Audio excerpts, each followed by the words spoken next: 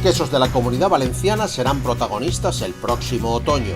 Se lo vamos a ir contando. Mientras tanto, conozcamos a uno de sus protagonistas, la quesería artesana Vega de Ayora. Pues llegué hace 10 años, estaba trabajando para Pepe Zapater y Francisca Montesino, que ellos esta quesería la han abierto hace 30 años.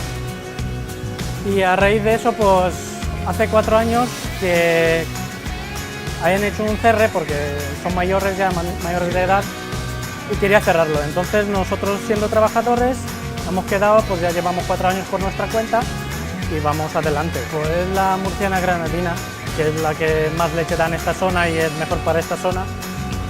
Y entonces pues con esta cabra acopla mejor al clima.